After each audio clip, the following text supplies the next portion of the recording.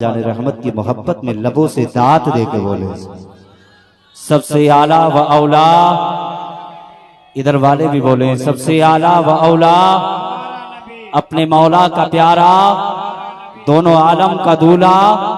क्या खबर कितने तारे खिले छुप गए, पर न डूबे न डूबा। ये इतनी शान वाला नबी है,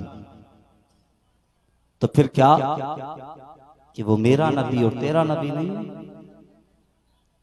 दुनिया की मोहब्बत दुनिया में रह जाएगी, मगर याद रखना मदीने वाले की मोहब्बत दुनिया में भी काम आती है, बाद मरने के कब्र में भी काम आती है। ये आज उसी मुस्तफा की महफिल को सजाया है। वो ना आते तो अल्लाह इस कायनात को पैदा ना फरमाता। पैदा, हाँ बोले, पैदा नहीं फरमाता। तब बताओ कि कौन है वो हाथ उठा करके बताए कि जो मुस्तफा पर दुरूद पाक नहीं पड़ेगा? कुछ लोग हैं, कोई बात नहीं, ज़हनी एक्सीडेंट है, पढ़े दुरूद पाक। अल्लाहुम्मा सल्ली अला सय्यिदिना व शफीइना व नबीना व करीमिना व तबीबिना व कुलूबिना व मौलाना मुहम्मद व बारिक वसल्लिम सल्लु अलैहि सलातम व सलाम अलैका या रसूल अल्लाह। जब नामे मोहम्मद आया करे तो अंगूठों को चूम के लबों से आंखों से लगा लिया। अल्लाह ने जब हज़रत आदम के पुश्त में मेरे नबी के नूर को रखा, समात करें, बोले सुभान अल्लाह, नूर को मुंतकिल फरमाया। जब नूर आपकी पुश्त में आया ना, तो अल्लाह ने फरिश्तों को हुक्म दिया, सारे फरिश्ते हजरत आदम की पुश्त के पीछे तशरीफ लेकर खड़े हो गए, नियत बांधी खड़े हो गए। हजरत आदम ने रब की बारगाह में फरियाद की, मौला फरिश्ते मेरे पीछे हाथ बांध के क्यों खड़े हैं? तो रब ने इरशाद फरमाया, आदम ये तेरी ताजीम के लिए नहीं, बल्कि मेरे महबूब की नूर की ताजीम के लिए खड़े। कहा पीछे क्यों रखा? फिर अल्लाह ने अपने महबूब के नूर को आदम की पेशानी में रख दिया। सुभान अल्लाह, पेशानी में रखा। फरिश्ते आगे तशरीफ ले आए, आकर ताजीम के लिए खड़े हो गए। कहा महबूब मौला अब क्या? कहा अब मैंने महबूब के नूर को आदम तेरी पेशानी में रख दिया। सुभान अल्लाह। कहा मैं महबूब के नूर को देखना चाहता हूं। अल्लाह ने अपने महबूब के नूर को हजरत आदम के अंगूठों के अंदर पहुंचा दिया। सुभान अल्लाह। और जब नूर आया ना, तो जैसे ही हजरत आदम की नजर पड़ी, अंगूठों को चूम के आंखों से लगा दिया। तो आज हम उसी आदम अलैहिस्सलाम की सुन्नत को अदा करते हैं, और जो नामे मोहम्मद सुन के अंगूठों को चूम के आंखों से लगा ले, अल्लाह उसकी आंखों की रोशनी को महफूज रखता है। ठीक है ना? एक मर्तबा नामे मोहम्मद जब मैं कहूं ना, तो फिर यार आंखों से जरा अंगूठों को अपनी आंखों से लगा लो। ला इलाहा इल्लल्लाहु मुहम्मद रसूलुल्लाह सल्लल्लाहु तआला अलैहि वसल्लम।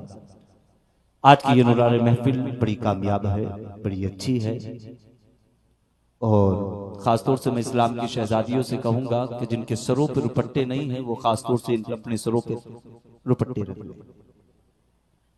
इस्लाम की शहजादियां खास तौर से ये अपने सरों पर रपट्टे रखें, इसलिए कि जब मेरे मुस्तफ़ा दुनिया में तशरीफ नहीं लाए थे, जमाने का माहौल अजीब था।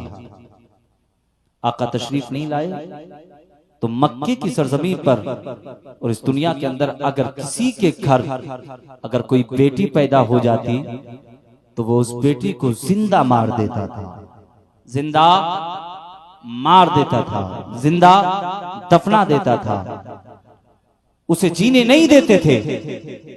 ये कसम खुदा की, मक्के की सरजमी पे आमना का लाल जलवागर क्या हुआ?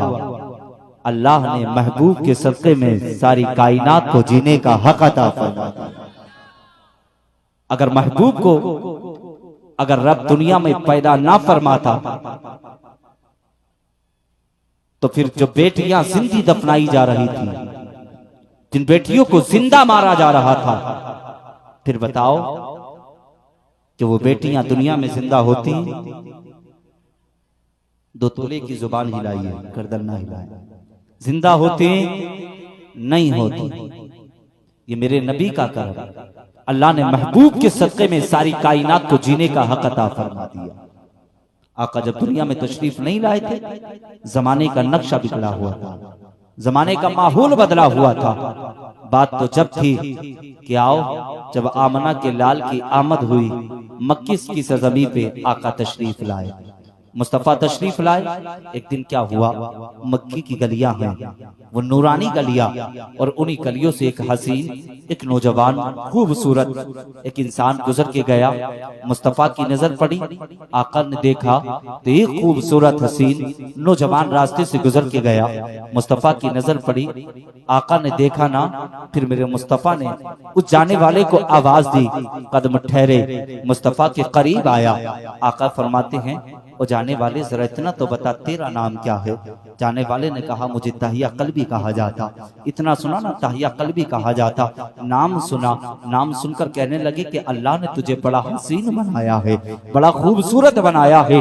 उसके हुस्न का आलम तो ये था, अगर जो देख लेता वो देखता रह जाता। और यार एक बात तो ये बता दो, अल्लाह ने महबूब के सदक़े में सारी कायनात को जिंदगी अता फरमाई। ये महबूब का सदका है, किसी को हुस्न देकर के अल्लाह ने दुनिया में भेजा। और यार शान तो ये है, कसम खुदा की कह तो दिया जाए, इतना हसीन अल्लाह ने उस शख्स को बनाया जो देखता वो देखता रह जाए। इतना कहना मेरे मुस्तफ़ा फरमाते हैं, ओ जाने वाले, तुझे अल्लाह ने बड़ा हसीन बनाया है, बड़ा खूबसूरत बनाया है, तो कलमा क्यों नहीं पढ़ लेता? इतना कहना था। उसने सुना, सुनने के बाद कदम उठाए हैं, घर की तरफ वापस आया।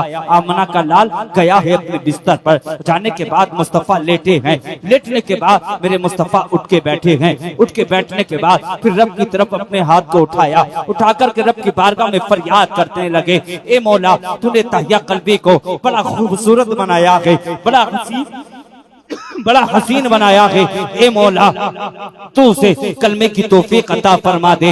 अगर वो तू जहन्नम में जलेगा, अगर उसने कलमा ना पढ़ा वो जहन्नम में जलेगा। ए मौला, वो मेरा उम्मती है।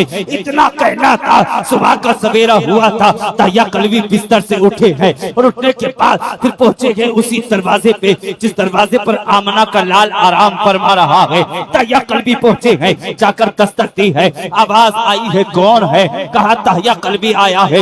इतना कहना था, दरवाजा खुला है। तहिया कल्बी मुस्तफ़ा के करीब पहुंचे हैं। मुस्तफ़ा के करीब पहुंचे, आका ने अपने नूरानी चादर उतारी है। उतारने के बाद तहिया कल्बी के लिए उस चादर को जमीन पे रख दिया। कहा तहिया ले चादर पे बैठ जा। इतना कहना था। तहिया कल्बी ने चादर उठाई है। उठाने के बाद में सीने से लगाया है। सीने से लगाने के बाद सरकार की बारगाह में अर्ज करते गए, या रसूल अल्लाह, देर ना कीजिए। आका फरमाते गए, तहिया कल्बी कैसे आना हुआ? कहा सरकार, अब देर ना कीजिए, जल्दी से इस्लाम में दाखिल कर लीजिए, अपना कलमा पढ़ाइए। आका ने कलमा पढ़ाया है। कलमा पढ़ाने के बाद में तहिया कल्बी की आंख में आंसू आए। मुस्तफ़ा फरमाते हैं, और तहिया कल्बी इस चादर को जमीन पे बिछा और आकर के बैठ जा। तहिया कल्बी कहते हैं, या रसूल अल्लाह, इस चादर की जगह तहिया के कदमों में नहीं है, बल्कि या रसूल अल्लाह, इस चादर की जगह तो तहिया के सीने में है। इतना कहा, चादर रखी है सर पे। रखने के बाद में तहिया कल्बी को कलमा पढ़ाया। इधर अभी कलमा पढ़ाया है, इतने में जिब्रील अमी सिदरतुल मुंतहा तशरीफ लाए हैं। तहिया कल्बी की आंख में आंसू है, वो उधर रो रहे हैं। इधर जिब्रील अमी तशरीफ लाए हैं। आकर के कहने लगे, आका फरमाते हैं, और जिब्राइल कैसे आना हुआ? कहा, या रसूल अल्लाह, तहिया कल्बी का पैगाम ले लेकर के रब की तरफ से आया हो। कहा क्या पैगाम लाए हो? कहा मेरे महबूब से कहना, या मेरे महबूब से कहना वो जिब्राइल जाके बता दे ताया कल्बी गम ना करे। कहा इसने कलमा ना पढ़ा था, जिंदगी भर के गुनाह उससे पहले रब ने माफ कर दिए गए।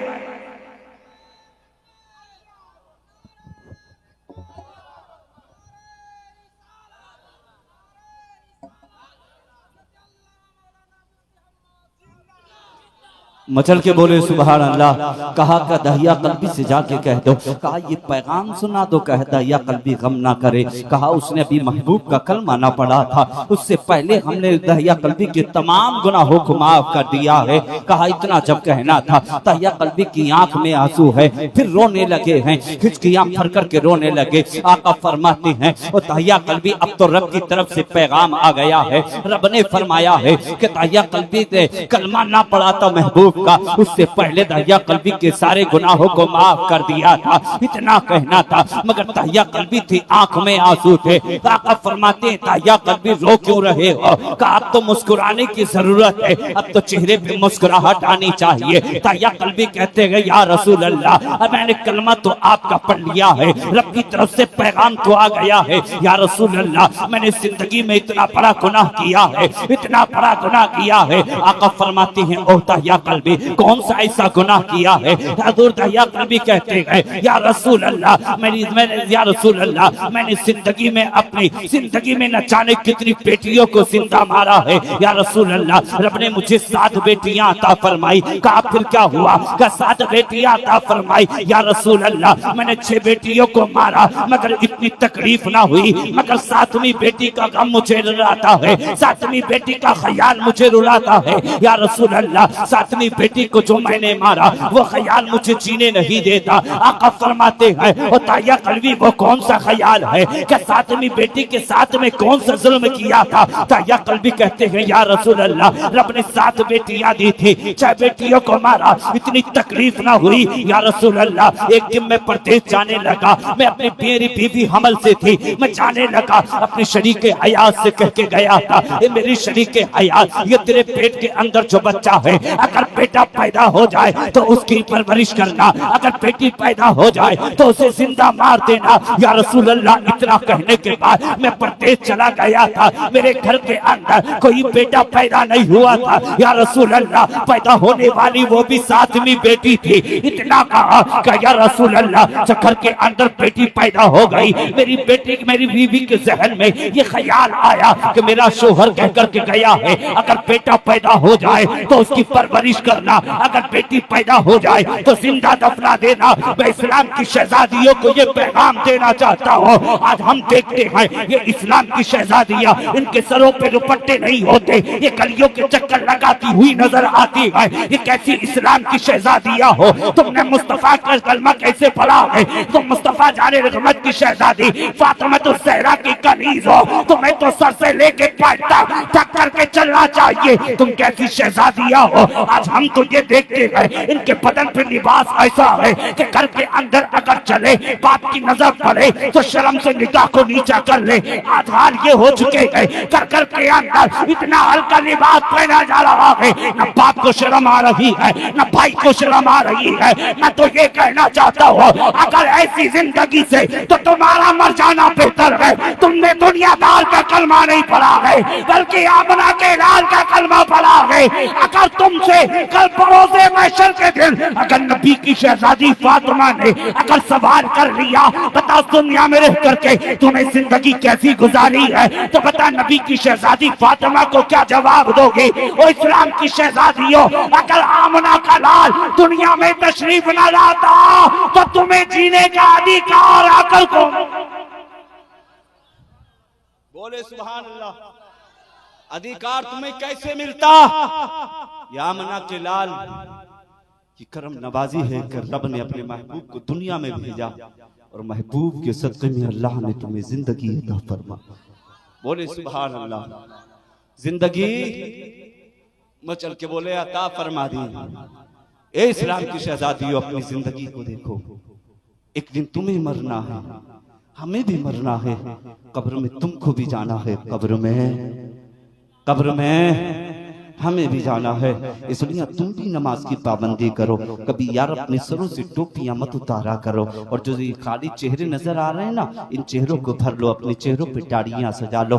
कसम खुदा की जब रास्तों से गुजर के जाओगे तो कहने वाला कहेगा ये कोई और नहीं, दुनिया का ये कोई और नहीं जा रहा है, मुस्तफा का वफादार जा रहा है, मुस्तफा का दीवाना जा रहा है। अपना लिबास बदल दो। ये तुमने जो शैतानी लिबास बांध रखा है, ये तुमने जो अंग्रेजों का लिबास अपना के रखा है, यार इसे जिस्म से उतार दो। तुम्हारा लिबास तो ऐसा है जिस लिबास का कोई जवाब नहीं। तुम्हारे चेहरों पर टाड़ियां होंगे तो यार तुम्हारे चेहरों जैसा किसी का चेहरा नहीं हो सकता। इसलिए चेहरों पे जरा टाड़ियां सजा के तो चलो, बदन पे इस्लामी लिबास पहन के तो चलो। अगर तुम रब की बारगाह में अपनी पेशानी झुका के तो चलो, तेरी पेशानी से जज्दों की चमक आएगी, तेरे लबों से कुरान की तिलावत की सदा आएगी, तेरा जिस्म ऐसा लगेगा ये कोई और नहीं, मुस्तफा का वफादार जा रहा है, मुस्तफा का दीवाना जा रहा है, मुस्तफा का आशिक जा रहा है। यार वो देखो, खुद मेरे आका फरमाते हैं, वो ताया कल्बी बात क्या हुई, आका फरमाते हैं या रसूल अल्लाह, जब मैं परदेश गया तो घर के अंदर बेटी पैदा हुई। मेरी बीवी ने कहा अगर मेरा शोहर को पता चलेगा तो आकर के इसे जिंदा दफना देगा। कहा या रसूल अल्लाह, जब मैं चाहता रहा तो ये पड़ोस के घर में पहुंचा दिया करती। या रसूल अल्लाह, मुझसे छुपा करके बेटी की परवरिश करती रही। एक दिन ऐसा हुआ, सरकार में अचानक से घर आया। आने के बाद में मैंने दरवाजे पे आकर के दस्तक दी थी। अंदर से आवाज आई है, कौन है? मैंने कहा था मैं इस घर का मालिक हूँ। तो अंदर से आवाज आई है, अगर तू इस घर का मालिक हो सकता है तो मैं इस घर की शहजादी हूँ। कहा या रसूल अल्लाह, इतना कहना था, बच्ची ने दरवाजा खोला है, चेहरा बाप का देखा है, आकर के कदमों से लिपट गई है। या रसूल अल्लाह, उसकी आंखों में मोहब्बत भरे आंसू थे। सरकार वो बार कह रही थी और बाबा कितने दिन से इंतजार कर रहे थे कि किस दिन मेरा बाप आएगा कि जिसके चेहरे का दीदार करोगे। कहा या रसूल अल्लाह, जब मैं घर के अंदर आया, आने के बाद में या रसूल अल्लाह, बच्ची से मुझे प्यार होने लगा। बच्ची को मुझसे इतना प्यार था, सरकार अगर मैं बाहर से आता तो आकर के बेटी कदमों में बैठ जाती, तलबे दबाना शुरू कर देती। या रसूल अल्लाह, अगर खाने की शिद्दत होती तो बेटी ला करके खाना दिया करती। या रसूल अल्लाह, अगर मैं बिस्तर पर लेट जाता तो बेटी कदम दबाती रहती। सरकार मुझे प्यार होने लगा, आका मुझे प्यार होने लगा। जब मैं रात को सोता तो जब सो जाता तो बच्ची आकर के मेरे जिस्म पे चादर आकर के ढका करती। सरकार जब सुबह का सवेरा होता तो सारी दुनिया सोती थी, मगर बेटी आकर के कान में कहती थी ओ बाबा तो उठ जा, कहा सुबह का सवेरा हो गया है। कहा सरकार सबसे पहले आकर के बेटी मुझे न उठाया करती। इतना कहना था, राया कल्बी की आंख में आंसू है, मुस्तफा भी रो रहे हैं, राया कल्बी भी रो रहे हैं। कहा सरकार, आका फरमाते हैं ओ ताया कल्बी, इससे आगे बता, इससे आगे क्या हुआ है? ताया कल्बी कहते हैं या रसूल अल्लाह, धीरे धीरे मुझे बीवी से प्यार होने लगा, बेटी को बाप से प्यार था। सरकार एक दिन में बाजार गया था और बाजार जाने के बाद में आकर के खानदान वालों ने आकर के मुझसे कहा था और करदा या कल्बी, तूने गैर की बेटियों को तो जिंदा मारा है, मगर आज तू अपने घर के अंदर बेटी की परवरिश कर रहा है। कहा या रसूल अल्लाह, इतना कहना था, मगर उस गम ने मुझे सोने ना दिया, उस गम ने मुझे चैन से जीने ना दिया। सरकार अब मैं इंतजार करने लगा, वो कौन सी घड़ी आएगी कि जिस वक्त मैं बेटी को जिंदा मारूंगा। इतना कहना था। कहा सरकार एक दिन ऐसा आया कि बच्ची ने आकर के तलवों को दबाया, कदमों को दबाती रही। या रसूल अल्लाह, फिर कदम दबा करके वो बच्ची माँ के आंचल में गई है, जाकर के सो गई है। कहा सरकार जब सारी दुनिया सो रही थी, मैंने जाकर के माँ के जिस्म से चादर हटाई है। फिर हटाने के बाद में मैंने बच्ची की कलाई को पकड़ा है, बच्ची की आंख खुली है, चीख निकली है। कहा बाबा, इतना कहना था। सरकार मैंने उसकी मुंह को बंद किया है। बंद करने के बाद में आका मैंने रात की तारीकी के आलम में मैंने शहजादी को लेकर के चलना शुरू किया है। इतना कहना था। मुस्तफा की आंख में आंसू है, आका रोने लगे गए। मुस्तफा इतने रोए, जिब्रील अम्मी आए गए, कहा करके कहने लगे सरकार आपकी आंख में आंसू है, सरकार खामोश हो जाइए, आका रोए ना। जैसे ही मुस्तफा का रोना उमर फारूक आजम ने देखा, कहा यार, कहा ओ ताया कल्बी जुबान को बंद कर ले, तुझे मालूम नहीं है सारी कायनात का मुख्तार हो रहा है। इतना कहना था। फरमाते हैं उमर खामोश हो जा, और ताया कल्बी से आगे आगे बता, इससे आगे क्या हुआ है? दाहिया कल्बी ने कहा, या रसूल अल्लाह, मैंने शहजादी के हाथ को पकड़ा है, चलना शुरू किया है। आका चलता रहा, चलते चलते पैरों में छाले बन गए। सरकार वो छाला फूटा है, फूटने के बाद में तलवे से खून निकलना शुरू हुआ। सरकार जैसे कि कदमों से खून निकला, बच्ची ने कहा, बाबा तेरे कदमों से खून निकलना शुरू हो गया, इतना तो बता दे तू कहाँ जा रहा है? कहा, सरकार मैंने शहजादी से कहा, वो शहजादी एक दोस्त की दावत पे जा रहे हैं, इतना कहना था। तो बच्ची ने कहा था, ओ बाबा हमें ऐसी दावत कबूल नहीं कि बाप के कदमों से खून बहे और उस खून की बिना पर हमें खाने के लिए दावत।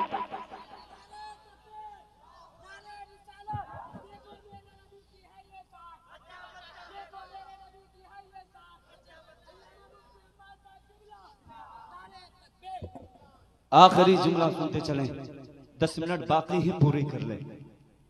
दाहिया कल्बी खामोश हो गए, इतना कहा ना, खामोश हो गए। सरकार रोने लगे। आका इतनी रोई, आका के सहाबी की आंख में आंसू, सब रो रहे हैं। आका फरमाते हो, दाहिया कल्बी से आगे बता, इससे आगे क्या हुआ? कहते हैं, सरकार अब मेरी जुबान आगे काम नहीं करती। कहा, सरकार मेरी जुबान में कांटे बन चुके हैं।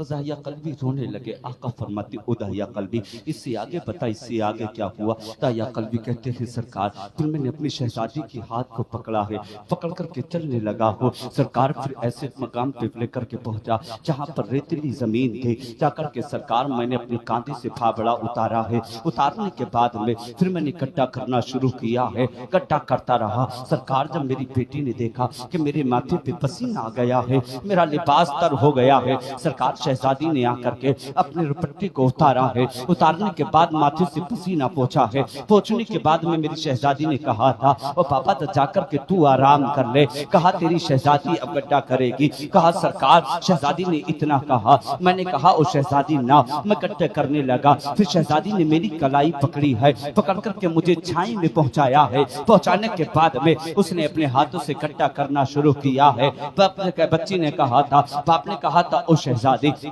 मेरा सर दर्द करने लगा। कहा, मेरा सर दर्द करने लगा। इतना जब बच्ची ने कहा तो आकर के बच्ची ने मुझसे ये कहा था, ओ बाबा जिनके माँ बाप को तकलीफ होती है, माँ बच्चियों से उन माँ बाप की तकलीफ नहीं देखी जाती। ओ बाबा तू आराम कर, तेरी शहजादी गड्ढा करेगी। कहा, या रसूल अल्लाह, फिर मैंने सोचा कि वक्त ज्यादा हो जाएगा। कहा, वक्त ज्यादा हो जाएगा। कहा, सरकार फिर अपनी जगह से उठा हो और उठने के बाद मैंने जाकर के गड्ढा करना शुरू किया है। बच्ची भी साथ में गड्ढा कर रही है। कहा, सरकार जब गड्ढा तैयार हो गया, मैंने अपने पीछे से जाकर के अपनी शहजादी के बालों को पकड़ा है और पकड़ने के बाद उस गड्ढे के अंदर उतारा है। उतारने के बाद में मैंने उसके ऊपर रेत डालनी शुरू की है। इतना जो कहना था, सरकार की आंख में आंसू है।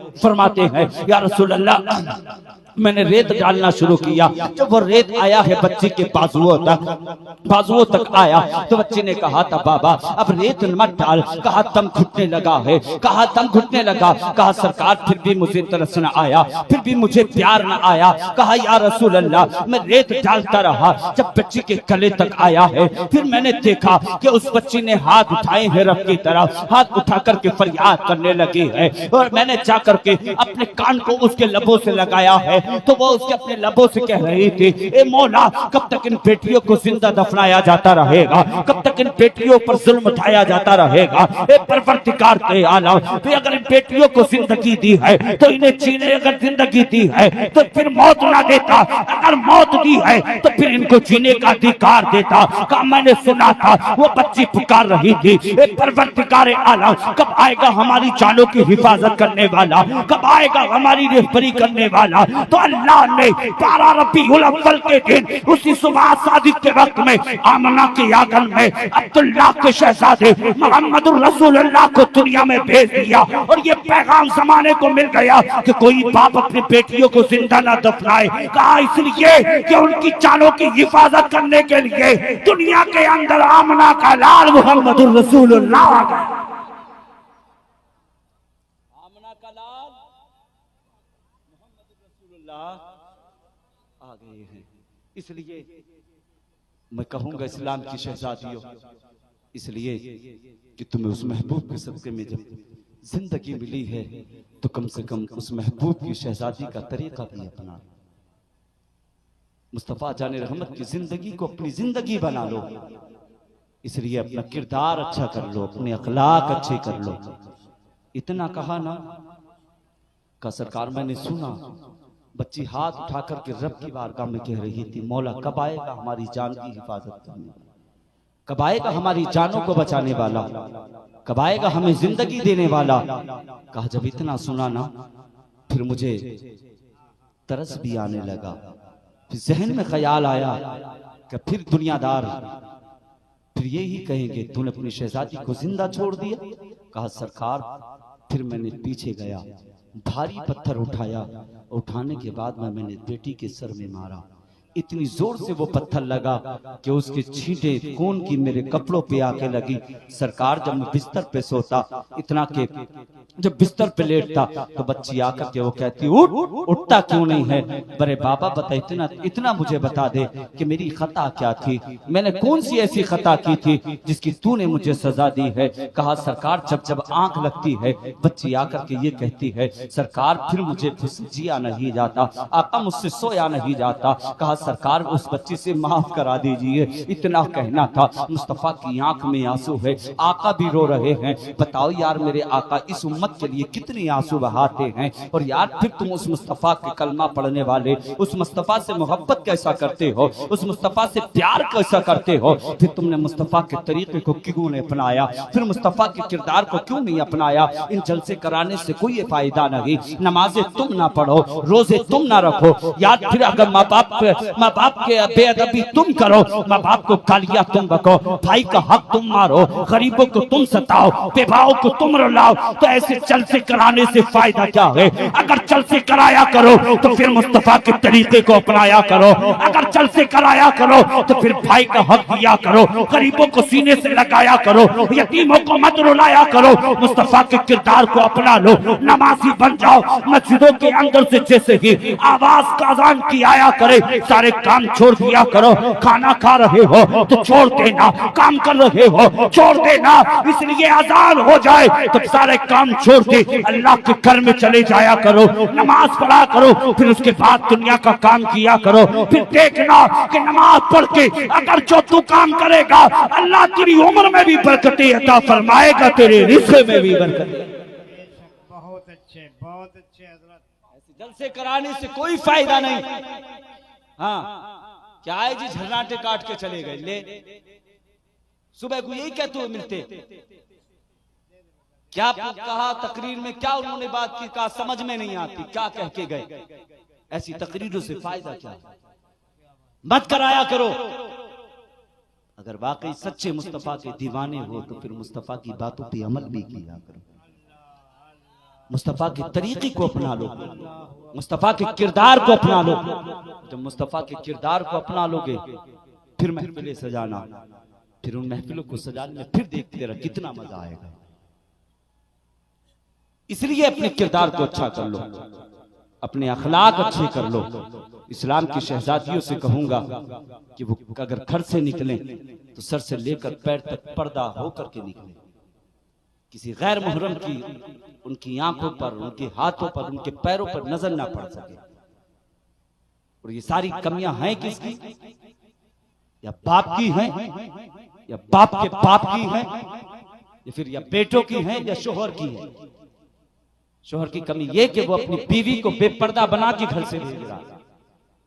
भाइयों की ये है कि भाई अपनी बहनों को अगर ला करके भारी लिबास देते और पाबंदी अगर बहनों पे करते तो आज उनकी बहनें घर से बापर्दा होकर के, बेपर्दा होकर घर से ना निकलती, बल्कि सर से लेकर पैर तक पर्दा होकर के निकलती।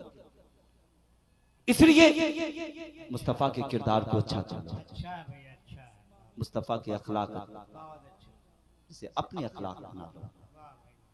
इसलिए किरदार अच्छा बना लो, अखलाक अच्छे बना लो। जब मुस्तफा का किरदार को अपना लोगे तो फिर देखना तेरी जिंदगी भी अच्छी हो जाएगी, तेरी आखिरत भी अच्छी हो जाएगी। अल जन्नतु तहत अक़दामिल उम्महात, जन्नत तुम्हारी माओ के कदमों के नीचे। इसे माँ बाप की इज्जत करना, माँ बाप की कदर करना, माँ बाप का एहतराम करना। अल्लाह रब्बुल इज्जत की बारगाह में दुआ करता हूँ कि मौला मुझ पे मैंने जो कुछ बोला है, मेरे बोलने में या कहने में कोई खामी गलती हो गई हो, मौला उसको माफ़ फरमाए। सही सही को मौला अपनी बारगाह में कबूल फरमाए।